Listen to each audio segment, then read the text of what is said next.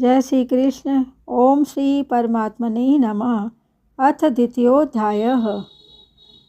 विषादमग्न अर्जुन के प्रति भगवान ने क्या कहा, यह बात धृतराष्ट्र को सुनाने के लिए संजय दूसरे अध्याय का विषय आरंभ करते हैं। तम तथा कृपयाविष्टं श्रुपुनः कुलेक्षणं विषीदन्तमिदं वाक्यमुवाच मधुसूदनः। वैसी कायरता से व्याप्त हुए उन अर्जुन के प्रति जो कि विषाद कर रहे हैं और आंसुओं के कारण जिनके नेत्रों की देखने की शक्ति अवरुद्ध हो रही है, भगवान मधुसूदन यह वचन बोले। अगले श्लोक में रहेगा। व्याख्या। तम तथा कृपयाविष्टम। अर्जुन रथ में साथी रूप से बैठे हुए भगवान को यह आज्ञा देते हैं कि हे अच्युत, मेरे रथ को दोनों सेनाओं के बीच में खड़ा कीजिए, जिससे मैं यह देख लूँ कि इस युद्ध में मेरे साथ दो हाथ करने वाले कौन हैं, अर्थात मेरे जैसे शूरवीर के साथ कौन कौन से योद्धा साहस करके लड़ने आए हैं। अपनी मौत सामने दिखते हुए भी मेरे साथ लड़ने की उनकी हिम्मत कैसे हुई। इस प्रकार जिस अर्जुन में युद्ध के लिए उतना उत्साह था, वीरता थी, वे ही अर्जुन दोनों सेनाओं में अपने कुटुंबियों को देखकर उनके मारने की आशंका से मोहग्रस्त होकर इतने शोकाकुल हो गए कि उनका शरीर शिथिल हो रहा है, मुख सूख रहा है, शरीर में कपकपी आ रही है, रोंगटे खड़े हो रहे हैं, हाथ से धनुष गिर रहा है, त्वचा जल रही है, खड़े रहने की भी शक्ति नहीं है और मन भी भ्रमित हो रहा है। कहा तो अर्जुन का यह स्वभाव कि न दैन्यम न पलायनम, और कहा अर्जुन का कायरता के दोष से शोकाविष्ट होकर रथ के मध्य भाग में बैठ जाना। बड़े आश्चर्य के साथ संजय यही भाव उपयुक्त पदों से प्रकट कर रहे हैं।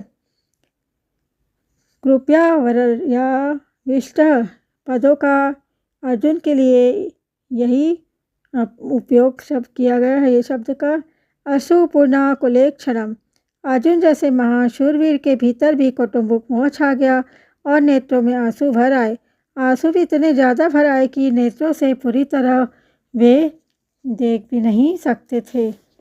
विषीदन्तमिदं वाक्यमुवाच मधुसूदनः। इस प्रकार कायरता के कारण विषाद करते हुए अर्जुन से भगवान मधुसूदन ये आगे के श्लोक में कहेंगे।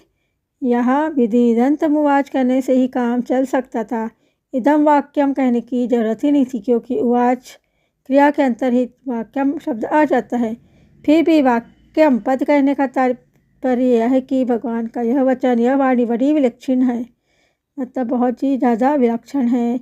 अर्जुन में धर्म का बहाना पहनकर जो कर्तव्य त्याग रूप बुराई आ गई थी, उस पर यह भगवत वाणी सीधा आघात पहुँचाने वाली है। अर्जुन का युद्ध से उपराम होने का जो निर्णय था, उसमें खलबली मचा देने वाली वाणी है।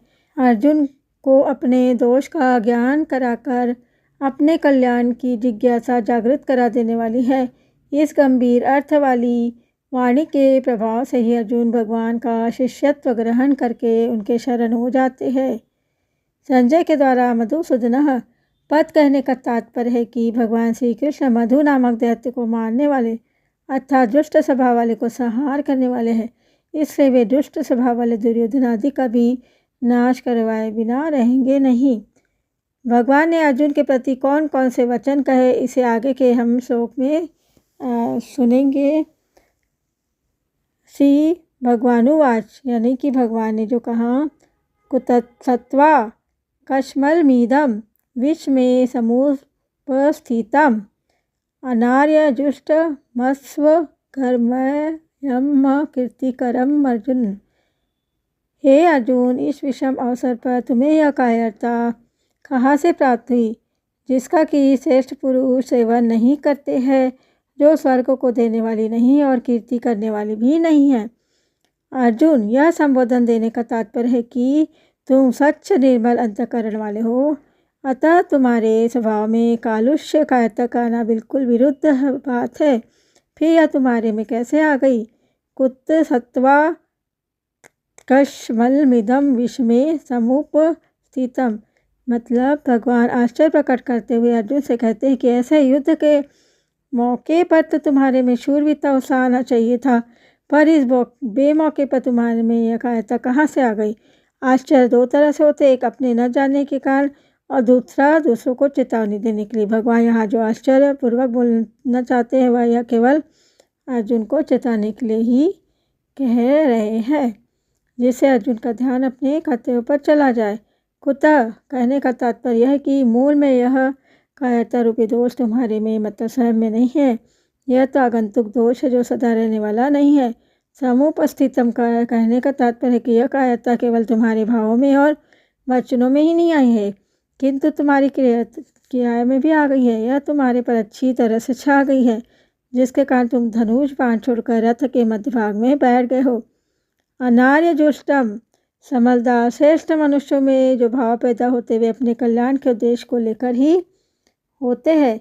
इसलिए श्लोक के उत्तरार्थ में भगवान सबसे पहले उपयुक्त पद देकर कहते कि तुम्हारे में जो कायरता आई है उस कायरता को श्रेष्ठ पुरुष स्वीकार नहीं करते, कारण कि तुम्हारी इस कायरता में अपने कल्याण की बात बिल्कुल नहीं है। कल्याण चाहने वाले श्रेष्ठ मनुष्य प्रवृत्ति और निवृत्ति दोनों में अपने कल्याण का ही उद्देश्य रखते हैं।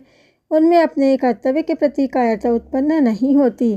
परिस्थिति के अनुसार उनको जो कर्तव्य प्राप्त हो जाता है उसको वे कल्याण प्राप्ति के उद्देश्य से उत्साह और तत्परतापूर्वक सांगोपांग करते हैं।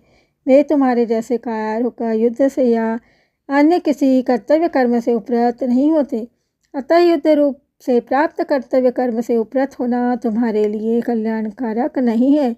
अस्वर्गम कल्याण की बात सामने न रखकर अगर सांसारिक दृष्टि से भी देखा जाए तो संसार में स्वर्गलोक ऊंचा है, परंतु तुम्हारी यह कायरता स्वर्ग को देने वाली भी नहीं है।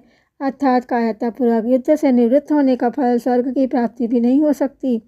अकीर्तिकरम अगर स्वर्ग प्राप्ति का भी लक्ष्य न हो तो अच्छा माना जाने वाला पुरुष वही काम करता है जिससे संसार में कीर्ति हो, परंतु तुम्हारी यह जो कायरता है यह इस श्लोक में भी कीर्ति मतलब यश देने वाली नहीं है, बल्कि अपकीर्ति यानी कि अपयश देने वाली है। अतः तुम्हारे में कायरता का आना सर्वथा ही अनुचित है। भगवान ने यहाँ अनार्य जुष्टम अस्वर्गम और अकीर्तिकरम ऐसा क्रम देकर 3 प्रकार के मनुष्य बताए हैं। पहला, जो विचारशील मनुष्य होते हैं वे केवल अपना कल्याण ही चाहते, उनका ध्येय उद्देश्य केवल कल्याण का ही होता है। दूसरा, जो पुण्यात्मा मनुष्य होते हैं वे शुभ कर्मों के द्वारा स्वर्ग की प्राप्ति चाहते हैं, वे स्वर्ग को ही श्रेष्ठ मानकर उसकी प्राप्ति का उद्देश्य रखते हैं। तीसरा, जो साधारण मनुष्य होते हैं वे संसार को ही आदर देते, इसलिए वे संसार में अपनी कीर्ति चाहते हैं और इस कीर्ति को ही अपना ध्येय मानते हैं। उपयुक्त तीनों पद देकर भगवान अर्जुन को सावधान करते हैं कि तुम्हारा जो यह युद्ध न करने का निश्चय है यह विचारशील और पुण्यात्मा मनुष्यों के ध्येय कल्याण और स्वर्ग को प्राप्त करने वाला भी नहीं है तथा साधारण मनुष्यों के ध्येय कीर्ति को प्राप्त करने वाला भी नहीं है। अतः मोह के कारण तुम्हारा युद्ध करने न करने का जो निश्चय बहुत ही तुच्छ है, जो कि तुम्हारा पतन करने वाला, तुम्हें नरक में ले जाने वाला और तुम्हारी अपकीर्ति करने वाला होगा। कायरता आने के बाद अब क्या करें, इस जिज्ञासा को दूर करने के लिए भगवान कहते हैं क्लेम्यम मा स्म गमः पार्थ नैतत्व युपपद्यते क्षुद्रम हृदय दौर्बल्यम त्यक्तोत्तिष्ठ परंतप। हे पृथानंदन अर्जुन, इस नपुंसकता को मत प्राप्त हो क्योंकि तुम्हारे में यह उचित नहीं है। हे परंतप, हृदय की इस तुच्छ दुर्बलता को त्याग करके युद्ध के लिए खड़े हो जाओ। पार्थ मतलब माता पृथा यानी कि कुंती के संदेश को याद दिलाने पर अर्जुन के अंतःकरण में क्षत्रियोचित वीरता का भाव जागृत करने के लिए भगवान अर्जुन को पार्थ नाम से संबोधित करते हैं। तात्पर्य है कि अपने में कायरता लाकर तुम्हें माता की आज्ञा का उल्लंघन नहीं करना चाहिए। क्लेब्यम मा स्म गमः अर्जुन कायरता के कारण युद्ध करने में अधर्म और युद्ध न करने में धर्म मान रहे थे। अतः अर्जुन को चेताने के लिए भगवान कहते हैं कि युद्ध न करना धर्म की बात नहीं है, यह तो नपुंसकता है, इसलिए तुम इस नपुंसकता को छोड़ दो। न तत्त्वय्युपपद्यते। तुम्हारे में यह हिजड़ापन नहीं आना चाहिए था, क्योंकि तुम कुंती जैसे वीर क्षत्राणी माता के पुत्र हो और स्वयं भी शूरवीर हो। तात्पर्य है कि जन्म से और अपनी प्रकृति से भी यह नपुंसकता तुम्हारे में सर्वथा अनुचित है। परंतप मतलब तुम स्वयं परंतप हो, अर्थात शत्रुओं को तपाने वाले भगाने वाले हो। तो क्या तुम इस समय युद्ध से विमुख होकर अपने शत्रुओं को हर्षित करोगे? क्षुद्रम हृदय दौर्बल्यम त्यक्तोत्तिष्ठ। यहाँ क्षुद्रम पद के दो अर्थ होते। पहला हृदय की दुर्बलता तुच्छता को बताने व प्राप्त करने वाली है, अर्थात मुक्ति स्वर्ग अथवा कीर्ति को देने वाली नहीं है। अगर तुम इस तुच्छता का त्याग नहीं करोगे तो स्वयं तुच्छ हो जाओगे। और दूसरा, यह हृदय की दुर्बलता तुच्छ चीज़ है। तुम्हारे जैसे शूरवीर के लिए ऐसी तुच्छ चीज़ का त्याग करना कोई कठिन काम नहीं है। तुम जो ऐसा मानते हो कि मैं धर्मात्मा हूँ और युद्ध रूपी पाप नहीं करना चाहते, यह तुम्हारे हृदय की दुर्बलता है, कमजोरी है। इसका त्याग करके तुम युद्ध के लिए खड़े हो जाओ, अर्थात अपने प्राप्त कर्तव्य का पालन करो। यह अर्जुन के सामने युद्ध रूप कर्तव्य कर्म है। इसलिए भगवान कहते कि उठो, खड़े हो जाओ और अपने युद्ध रूप कर्तव्य का पालन करो। भगवान के मन में अर्जुन के कर्तव्य के विषय में जरा सा भी संदेह नहीं है। वे जानते हैं कि सभी दृष्टियों से अर्जुन के लिए युद्ध करना ही कर्तव्य है। अतः अर्जुन की थोती युक्तियों की परवाह न करके उनको अपने कर्तव्य का पालन करने के लिए चट आज्ञा देते हैं कि पूरी तैयारी के साथ युद्ध करने के लिए खड़े हो जाओ।